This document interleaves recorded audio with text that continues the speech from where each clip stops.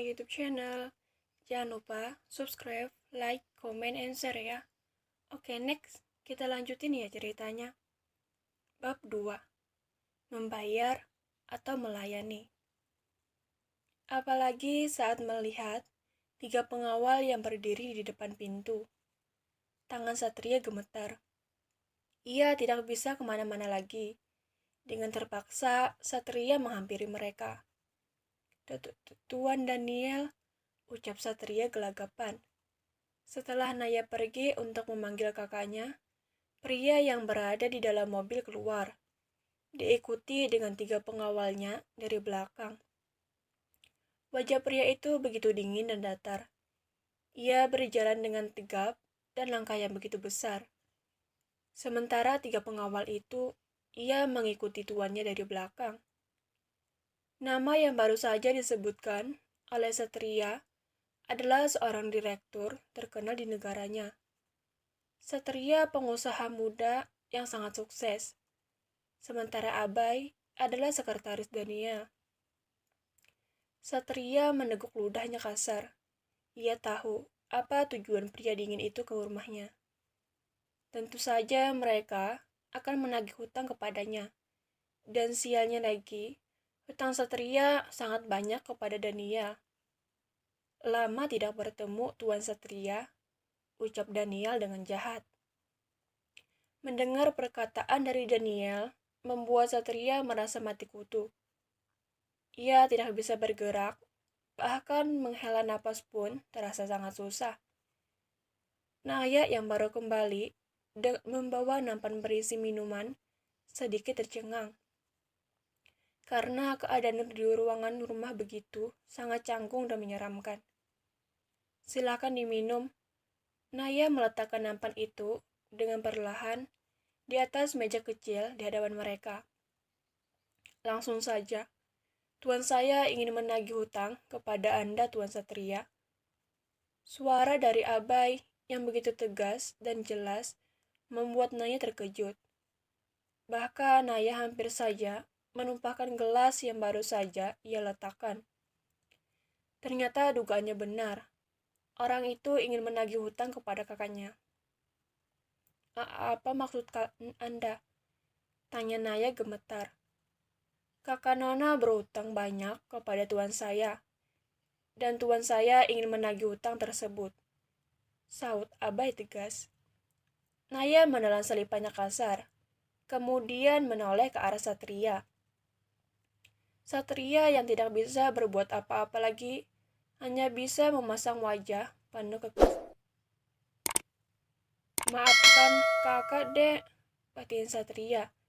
Naya menghela napas sesaknya dan menenangkan pikirannya. Berapa hutang kakak saya kepada tuan Anda? Tanya Naya. Ia berharap hutangnya kali ini tidak sebanyak kemarin. 10 miliar. Bagai terhantam beribu batu, Naya begitu syok mendengar kalimat 10 miliar. Itu bukanlah hutang yang sedikit. Hutang yang kemarin saja belum sepenuhnya lunas, dan kini bertambah lagi. Naya terduduk di sebelah kursi roda Satria, menatap Satria dengan tatapan kosong. Satria yang melihat Naya syok, merasa sangat kasihan dan bersalah. Sesaat kemudian, Naya akhirnya berdiri. Gadis itu berniat ingin meminta tempo untuk sementara, karena ia tidak tahu apa-apa. Meskipun tidak ada keyakinan untuk membayar semua hutang itu, apalagi Naya melihat pria di depannya itu sangat dingin dan kejam. Apa saya boleh meminta tempo? Karena saya tidak tahu apa-apa dan belum mengumpulkan uangnya. Ucap Naya ragu, hatinya masih bergetar. Satria yang tidak bisa berbuat apa-apa, ia hanya bisa memegang jari-jari mungil Naya. Daniel tersenyum jahat. Ia menatap kedua kakak beradik itu. Apa aku boleh meminta saran kepadamu, Sekretaris Abai? Tanya Daniel, yang mengalihkan pandangannya kepada Abai. Abai menelan selipak kasar. Ia ingin menjawab, namun ia takut Jika salah memberikan jawaban, maka nyawanya yang akan melayang. Sepertinya Anda harus memberi waktu, Tuan Muda, jawab Aba yakin. Bahkan sekretarisku memihak kepada kalian. Sepertinya ini hal yang sangat bagus. Hardik Daniel licik. Naya diam, mendengar Daniel menghardiknya dan kakaknya. Ia masih menundukkan kepalanya. Bagaimanapun ia tidak bisa berbuat hal yang dapat membuat pria di hadapannya itu marah. Perasaan sedikit lega sudah Naya dapatkan. Karena Naya yakin Daniel akan memberikannya tempo untuk mengumpulkan uang. Aku memang kakak yang tidak berguna.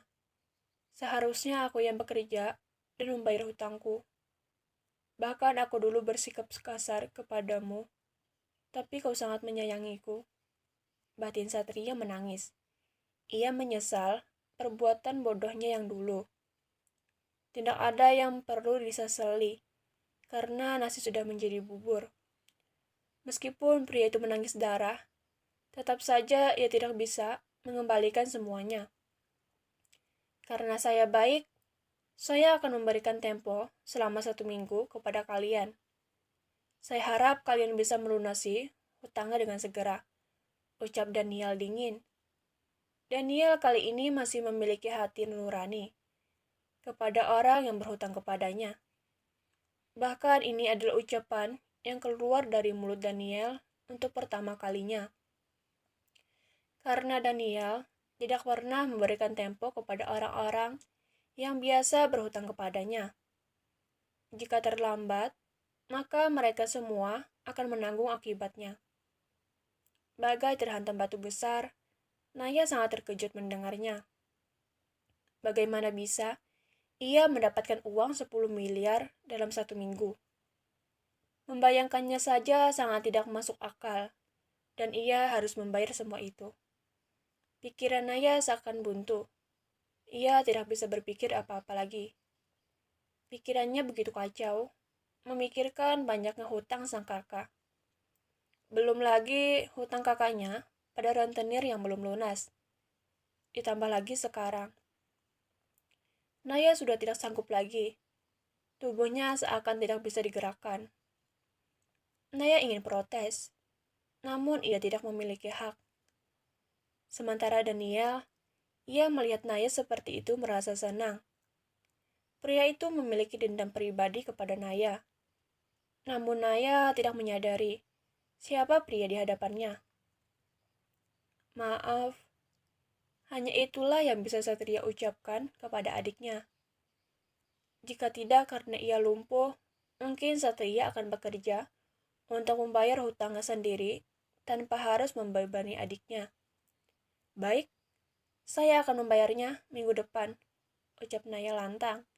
Ia berusaha tegar agar tidak membuat kakaknya stres. Bagus, sahut Daniel.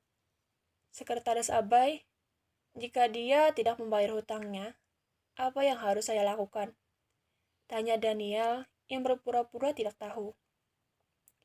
Sepertinya nona itu harus dibawa pulang dan dijadikan pelayan tanpa digaji, jawab Abai terpaksa. Karena itu semua adalah ide dari Daniel sendiri. Kau dengar, Nona? Jika kau tidak bisa membayar hutang itu, maka kau akan menikah denganku dan melayani semua keinginanku. Lagi-lagi dibuat terkejut dengan setiap kata-kata yang keluar dari mulut Daniel. Naya langsung menatap tajam ke arah Daniel tanpa rasa takut. Karena ia tak sudi jika harus menikah dengan pria di hadapannya. Jangan harap, tolak Naya tegas. Ia ingin sekali mencakar wajah pria itu. Namun, melihat banyaknya pengawal yang berjaga, membuat Naya mengurungkan niatnya itu. Kita lihat saja, Nona, ucap Daniel sinis. Ia menyeringai. Setelah perdebatan yang panjang itu, Daniel dan yang lainnya meninggalkan rumah Naya. Naya yang tadinya marah saat mendengar ucapan dari Daniel, kini ia sekarang langsung terduduk di samping kursi roda kakaknya.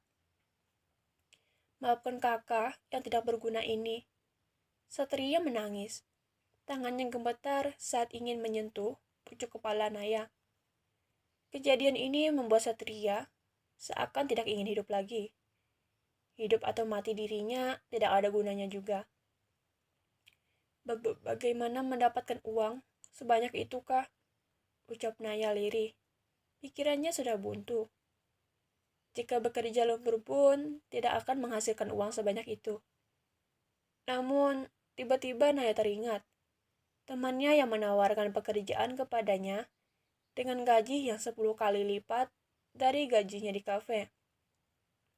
Kak, aku pergi mandi dulu. Jangan pikirkan masalah tadi. Biar aku saja yang menanggungnya, ucap Naya. Naya bergegas pergi ke kamarnya untuk mandi. Karena ia setelah ini ingin pergi menemui temannya.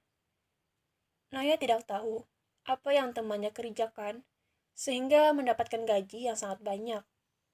Tetapi sebenarnya teman Naya bekerja di klub malam dan menemani para hidung belang minum. Terima kasih, jangan lupa subscribe, like, comment, and share ya. Dadah.